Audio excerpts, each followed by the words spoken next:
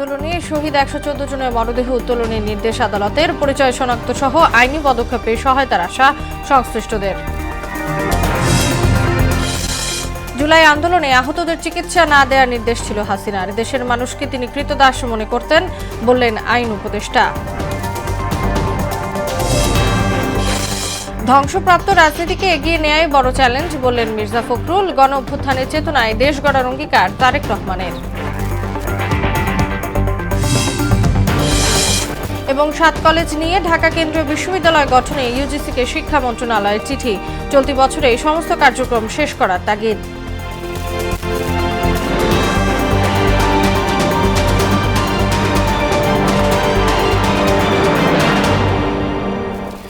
আসসালামু আলাইকুম, সবাইকে মোহনা সংবাদে স্বাগত। শুনছিলেন শিরোনাম, পুরো সংবাদের সঙ্গে আছি তাসনুয়া বিনতে তাহের। বৈষম্য বিরোধী আন্দোলনে শহীদ ১১৪ জনের মরদেহ রায়ের বাজার কবরস্থান থেকে উত্তোলন করে মৃত্যুর কারণ অনুসন্ধানের জন্য নির্দেশনা দিয়েছেন আদালত। পুলিশের আবেদনের পরিপ্রেক্ষিতে এ আদেশ দেন ঢাকার chief metropolitan magistrate Mohammad Mostafizur Rahman. আদালত সূত্রে জানা গেছে, মোহাম্মদপুর থানার উপপরিদর্শক মাহিদুল ইসলাম মরদেহ উত্তোলন চেয়ে এ আবেদন করেন। এতে বলা হয়, বৈষম্য বিরোধী ছাত্র আন্দোলন চলাকালে ঢাকা মহানগরীর বিভিন্ন এলাকায় শাহাদাত বরণকারী ১১৪ জনকে অজ্ঞাতনামা হিসেবে দাফন করা হয়েছে। ভবিষ্যতে আইনি পদক্ষেপ ও পরিচয় নিশ্চিতকরণের পর পরিবারের কাছে হস্তান্তরের জন্য প্রয়োজনীয় ব্যবস্থা নেওয়া দরকার। আবেদন সহ নথি পর্যালোচনা শেষে আদালত মরদেহ উত্তোলনের আদেশ দেন। জুলাই আন্দোলনে আহতদের চিকিৎসা না দেওয়ার নির্দেশ ছিল ক্ষমতাচ্যুত প্রধানমন্ত্রী শেখ হাসিনার।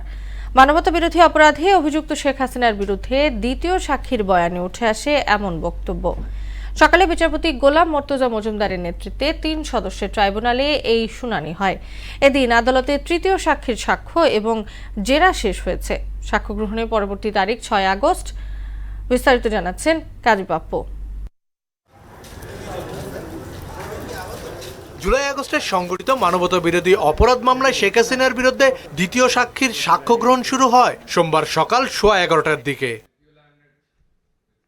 এদিন আদালতে উপস্থিত থেকে সাক্ষ্য জেরা শোনেন এই মামলার গ্রেফতার একমাত্র আসামি সাবেক আইজিপি চৌধুরী আব্দুল্লাহ আল মামুন, যিনি এখন রাজসাক্ষী। ট্রাইব্যুনালের প্রথম মামলার দ্বিতীয় সাক্ষী আব্দুল্লাহ আল ইমরান জানান, কোটা বিরোধী আন্দোলনে 19 জুলাই গুলিবিদ্ধ হন তিনি। কয়েকটি হাসপাতাল ঘুরে ভর্তি হন নিটোর পঙ্গু হাসপাতালে। সামনে বলা হয়েছে যে নো রিলিজ নো ট্রিটমেন্ট। উনি মনে করেছিলেন যে হয়তো চিকিৎসা হবে, কিন্তু পরবর্তী যে অবস্থাগুলো দেখেছেন তাতে ওনার কাছে মনে হয়েছে যে নো রিলিজ নো ট্রিটমেন্ট অর্থ হচ্ছে যে রিলিজও দেওয়া হবে না, ট্রিটমেন্টও দেওয়া হবে, এবং ওনার পা পচে গেছে কিন্তু চিকিৎসা দেওয়া হয়নি। এরপর নেওয়া হয় তৃতীয় সাক্ষীর বয়ান। 2024-এর 18 জুলাই যাত্রাবাড়িতে কাজ থেকে ফেরার পথে গুলিবিদ্ধ একজনকে বাঁচাতে গিয়ে পুলিশের গুলিতে একটি চোখ হারান তিনি। পারভিন কিভাবে একজন মুমূর্ষ রোগীকে, মুমূর্ষ আহত ব্যক্তিকে বাঁচানোর অবস্থায় উনি তাকে উদ্ধার করতে গেছিলেন, তাকে কিভাবে হত্যা করা হয়েছে, তার চোখে কিভাবে গুলি করা হয়েছে তার বর্ণনা দিয়েছে। তার চিকিৎসা করা হয়নি, 5 তারিখের আগে ভালো হবে সেটার বর্ণনা দিয়েছেন, 5 তারিখের পরে তার চিকিৎসা ভালো হয়েছে সেটা বলেছেন।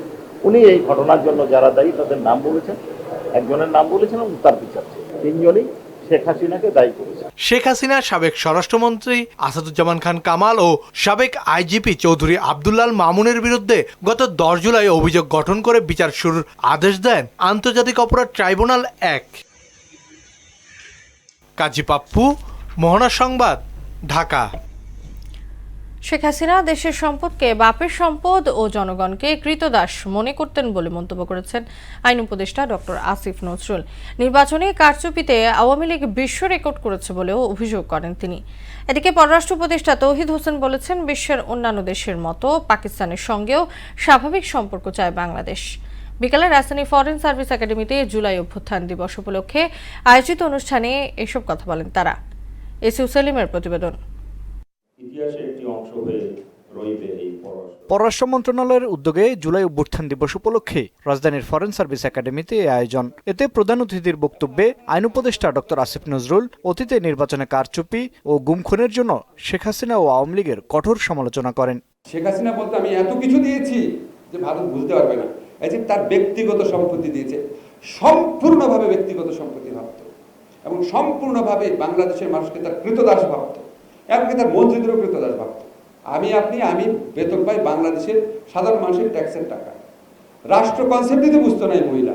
জুলাই গণ অভ্যুত্থানকালে কি করেছে এটা তো আপনাদের বর্ণনা করার কোনো প্রয়োজন নেই।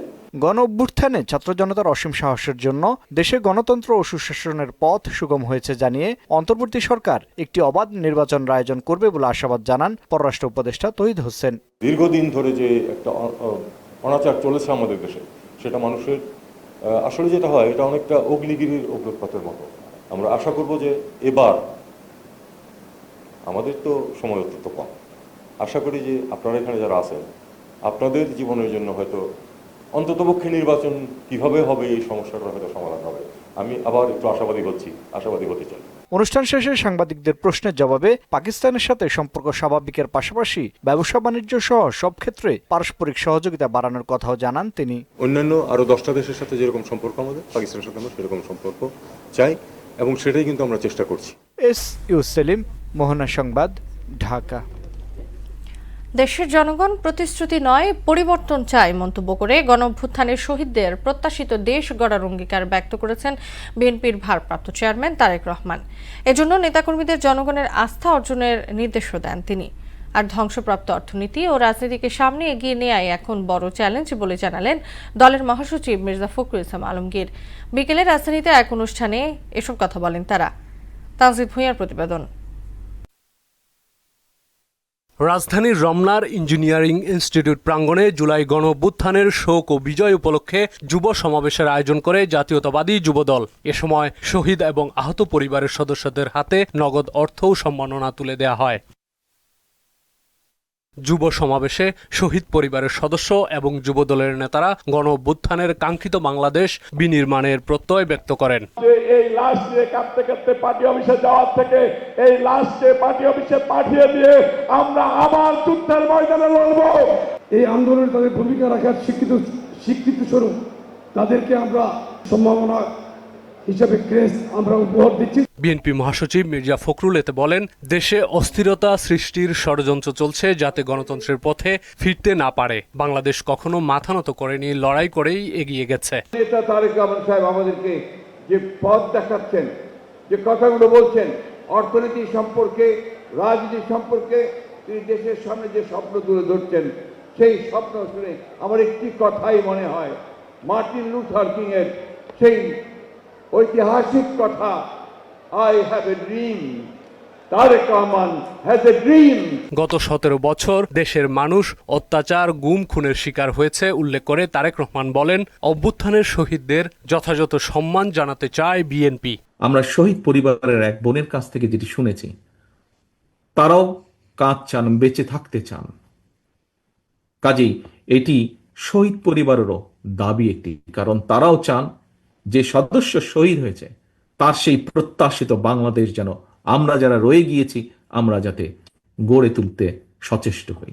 জনগণের রায়ে বিএনপি রাষ্ট্র পরিচালনার দায়িত্ব পেলে সারা দেশের স্বাস্থ্য খাতকে নতুন করে সাজানো হবে বলেও জানান তিনি। শুধু জনগণের সমর্থনই প্রয়োজন নয়, একই সাথে প্রয়োজন সমগ্র বাংলাদেশের জনগণের সহযোগিতা, প্রয়োজন বিএনপির প্রতি জনগণের রায়। কারণ আমরা মনে করি জনগণই বিএনপির সকল রাজনৈতিক ক্ষমতার উৎস।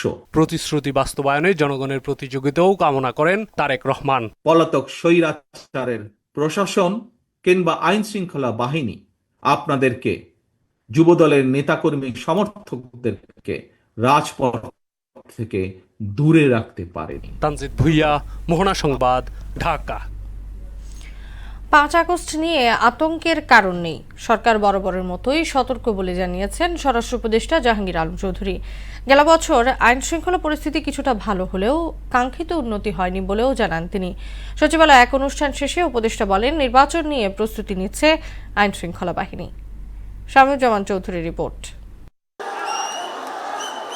জুলাই গণঅভ্যুত্থানের বর্ষপূর্তি ঘিরে নানা কর্মসূচি হাতে নিয়েছে অন্তর্বর্তী সরকার। এছাড়া জাতীয় নির্বাচন আয়োজনের প্রস্তুতিও আছে। সচিবালয়ে আইন শৃঙ্খলা সংক্রান্ত কোর কমিটির বৈঠক শেষে স্বরাষ্ট্র উপদেষ্টা জাহাঙ্গীর আলম চৌধুরী বলেন, 5 আগস্টের কর্মসূচি ঘিরে আতঙ্কের কিছু নেই, সবকিছুই শান্তিপূর্ণভাবেই হবে। 5 আগস্টের সঙ্গে দেখেন তো কোনো ধরনের আতঙ্কের কোনো কারণেই নেই।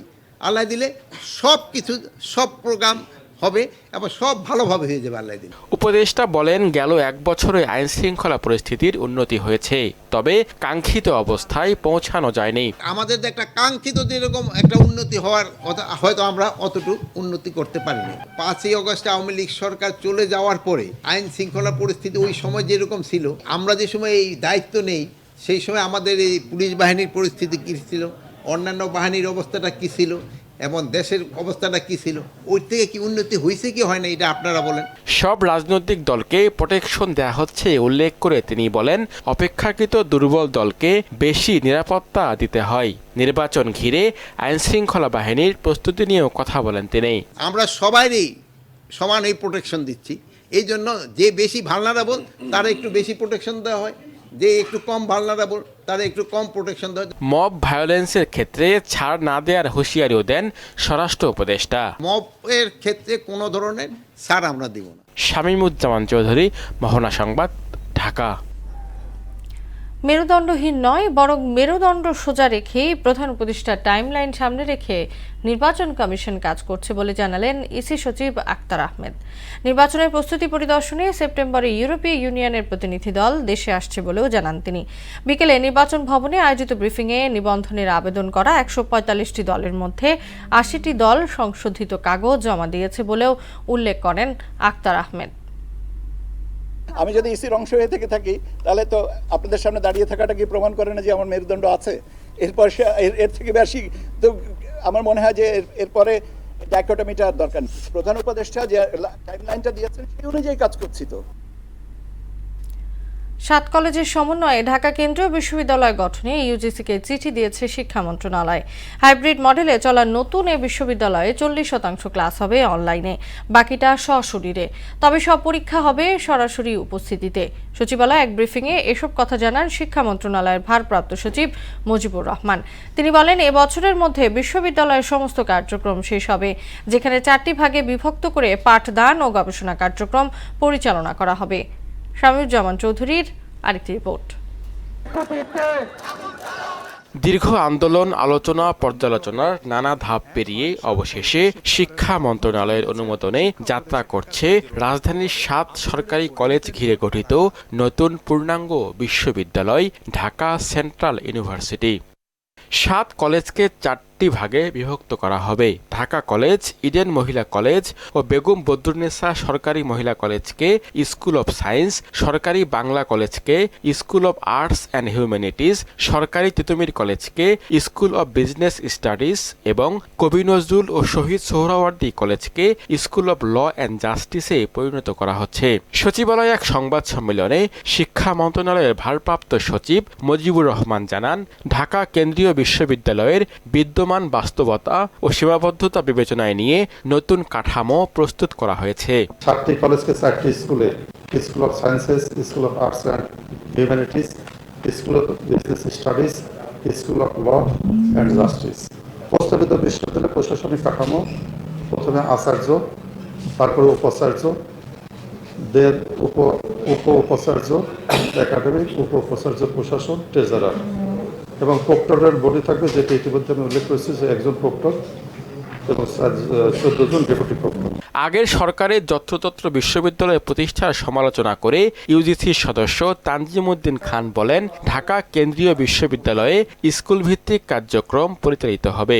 বিভাগ পরিবর্তনেরও সুযোগ থাকছে শিক্ষার্থীদের। আমরা একটা কাঠামো তৈরি করছি এবং এই কাঠামোর মধ্যে দিয়ে বিশ্ববিদ্যালয়ের কার্যক্রম শুরু হচ্ছে। পরে যারা শিক্ষা মন্ত্রণালয়ের নেতৃত্বে আসবে তাদের আমি নিশ্চিত যে এই কাঠামোর যে সুস্থ কাঠামো প্রদান করছে তাদের এখান থেকে ব্যতিক্রম হওয়ার সুযোগ থাকছে না। সবার জন্য সুবিধাজনক স্থানে হবে নতুন বিশ্ববিদ্যালয়টির মূল ক্যাম্পাস, যার কার্যক্রম পরিচালিত হবে একাডেমিক কাউন্সিল, সিনেট ও সিন্ডিকেটের মাধ্যমে। প্রস্তাবিত কেন্দ্রীয় বিশ্ববিদ্যালয়ের মূল ক্যাম্পাস নির্ধারণ করা হবে।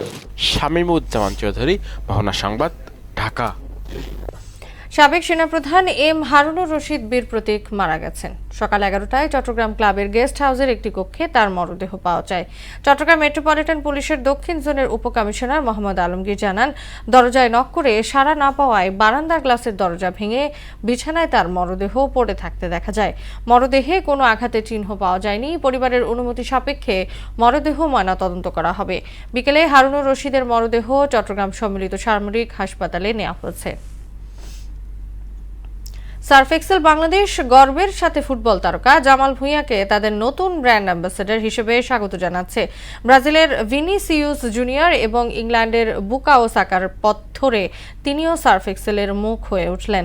গত 30 বছরেরও বেশি সময় ধরে সার্ফ এক্সেল দাগ থেকে দারুণ কিছু এই বিশ্বাসে অটল।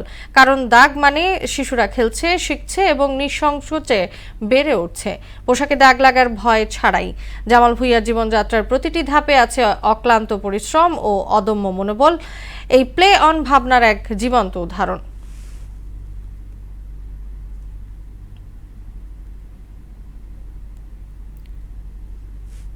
এবার আন্তর্জাতিক। গাজায় ইসরায়েলি হামলায় নতুন করে আরো শতাধিক ফিলিস্তিনি নিহত হয়েছে। এতে 61,000 ছুঁই করছে মোট প্রাণহানি। এদিকে আল আকসা মসজিদে ইসরায়েলি হামলার নিন্দা জানিয়েছে পাকিস্তান।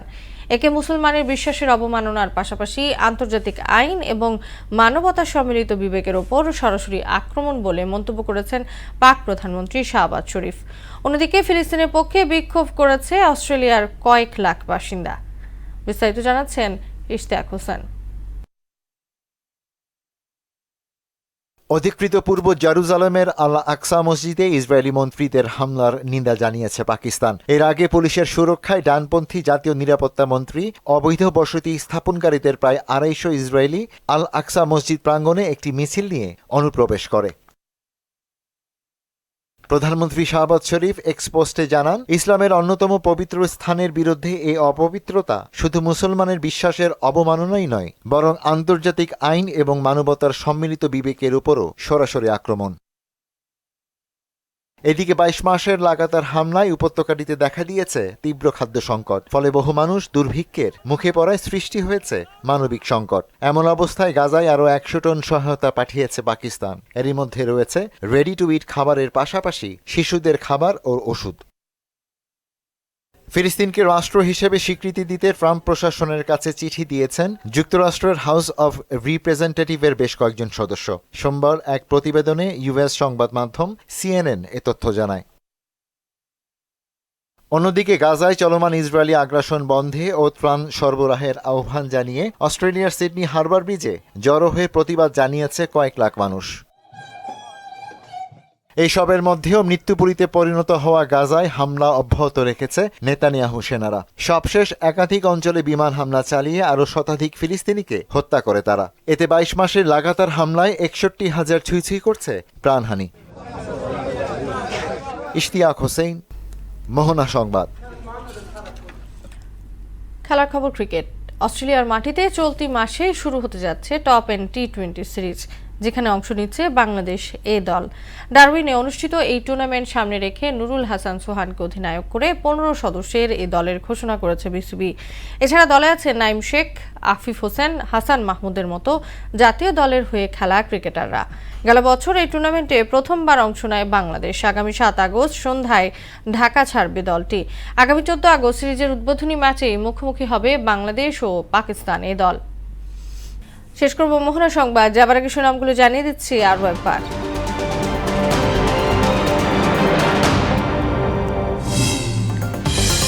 গণ আন্দোলনে শহীদ 114 জনের মরদেহ উত্তোলনের নির্দেশ আদালতের। পরিচয় শনাক্ত সহ আইনি পদক্ষেপে সহায়তার আশা সংশ্লিষ্টদের। জুলাই আন্দোলনে আহতদের চিকিৎসা না দেওয়ার নির্দেশ ছিল হাসিনার। দেশের মানুষকে তিনি কৃতদাস মনে করতেন, বললেন আইন উপদেষ্টা। ধ্বংসপ্রাপ্ত রাজনীতিকে এগিয়ে নেয়াই বড় চ্যালেঞ্জ, বললেন মির্জা ফখরুল। গণ অভ্যুত্থানের চেতনায় দেশ গড়ার অঙ্গীকার তারেক রহমানের।